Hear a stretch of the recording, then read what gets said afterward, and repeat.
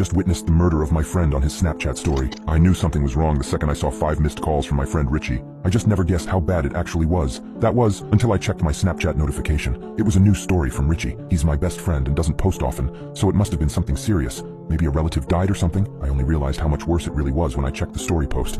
I opened Snapchat to see a story preview which was almost pitch black, except for one area that looked as if it were being lit by a flashlight. I clicked his name and the video opened. If only I had picked up his calls, maybe I could have saved him. My suspicions were confirmed when a nearly dark screen played, followed by the click of a flashlight illuminating the hallway. I recognized the room as Richie's bedroom. Whoever was taking the video was humming softly. The flashlight was focused on the closer. It became brighter and brighter as the light moved closer, pausing for a second as the man finished humming before throwing open the door. My stomach dropped as I stared at the small screen, which displayed a battered and sobbing Richie huddled in the corner of the closet.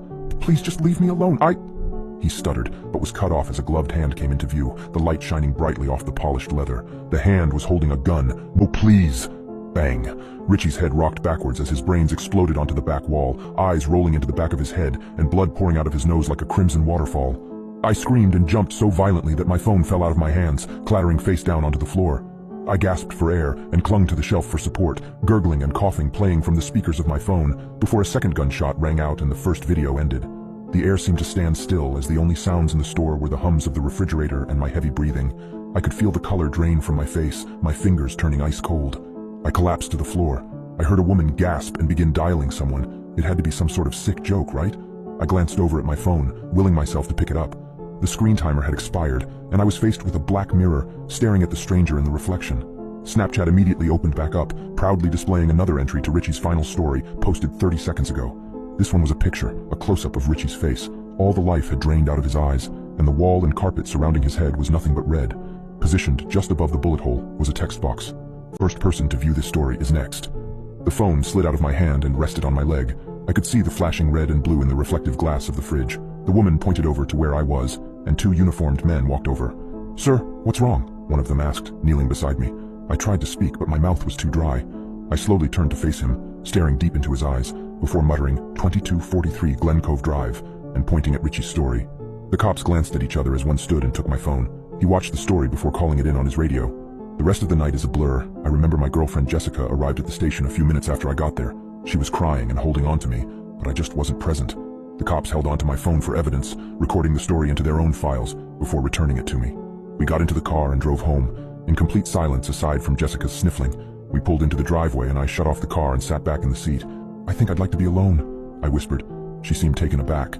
"John, I don't think that's a good idea." "Please, I'll be in a few minutes," I said. I know how it must have looked, but it wasn't like that.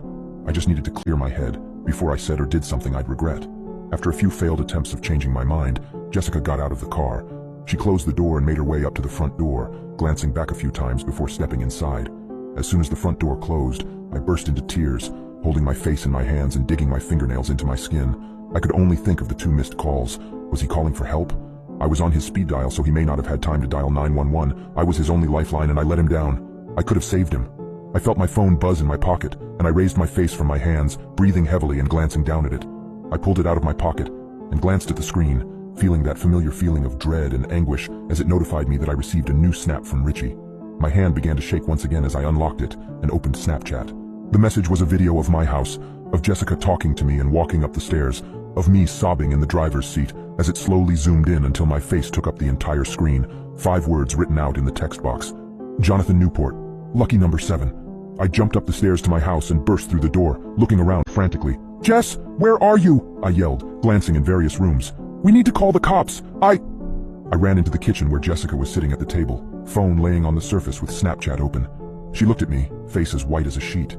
"John, what's going on? I'm getting these messages from Richie." I grabbed her phone and looked through the instant messages. There was a picture of Jessica taken from the back window, accompanied with a text box saying, "Call the police and I will kill you too." My heart feeling like it was going to burst out of my chest. Okay, we need to go. If we hurry, we can take a break for the car and, John, please tell me what's happening." Whoosh!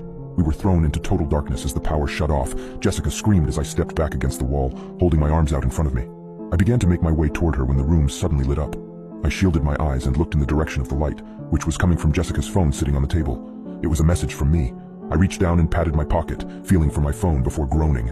I left it in the car. The caption, 2 for 1.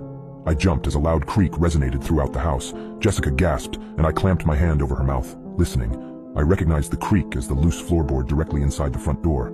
I ducked into the pantry as the kitchen suddenly filled with light.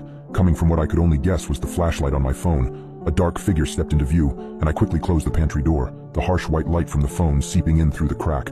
I heard the familiar ding as he began recording, humming softly. "I'm gonna hold him off. You make a break for the back door," I whispered, the light getting closer and the footsteps getting louder. Thump, thump, thump. "John, no. Don't argue. It's our only chance." I snapped, jumping slightly as he threw open the closet door directly across from us. Thump, thump, thump. The light was shining through the crack so brightly now that I could make out Jessica's face, tears gleaming from her cheeks. I didn't know if I was going to make it out of this, but I had to make sure she did. Nothing else mattered. Thump, thump, thump. The footsteps paused in front of the pantry, the shadow of the figure seeping into the room. Ding. I started breathing heavily, standing and facing the door. The humming was barely muffled by the door, but it was clear that he was right outside, finishing the high notes. I watched the doorknob slowly turn, Jessica gasping behind me. Adrenaline pumped through my veins as the door began to open, and I threw myself against it, smashing the solid wood into the man's face. "Ooh!" he cried out and stumbled backwards. "Jessica!" I yelled and sprinted at the man, who began to raise his gun. I planted my shoulder into his chest and tackled him back into the counter. Bang, bang. I groaned as his fist slammed into my head repeatedly. I had no way of seeing when the blows were coming, and I begun to lose my grip on the gun that he dropped. The blows kept coming and coming, filling my mouth with blood. I threw my elbow back and caught him in the nose. Crack!